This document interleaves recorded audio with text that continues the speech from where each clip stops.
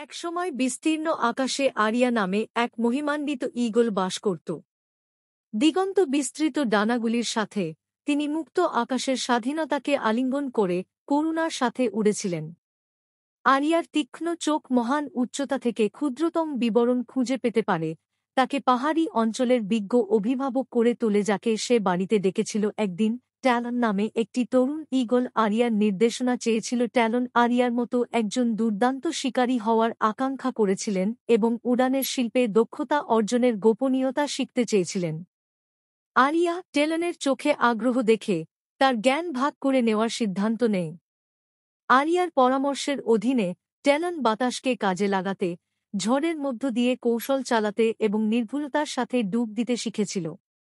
Area ধৈর্য এবং স্থিতিস্থাপকতার কথা বলেছিল, ট্যালনকে নিচের বিশ্বের ছন্দ বোঝার গুরুত্ব শেখায়।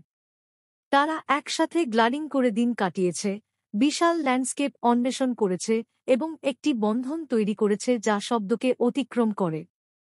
ঋতু পরিবর্তনের সাথে সাথে ট্যালনও তিনি আরিয়ার করুণা এবং প্রজ্ঞার প্রতিফলন করে একটি শক্তিশালী ঈগল হয়ে উঠলেন।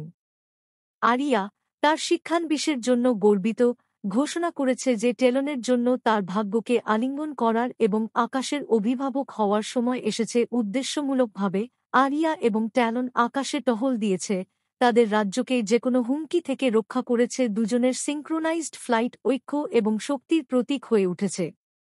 তাদের কিংবদন্তি অংশীদারিত্বের গল্পগুলি উপত্যকার মধ্য দিয়ে প্রতিধ্বনিত হয়েছিল, ঈগলদের তরুণ প্রজন্মকে অটল সংকল্পের সাথে আকাশে পৌঁছানোর জন্য অনুপ্রাণিত করেছিল এবং তাই ঈগলের গল্প চলতে থাকে, পরামর্শ, বৃদ্ধি এবং স্বাধীনতার স্থায়ী চেতনার নিরন্তর গল্প। পাহাড়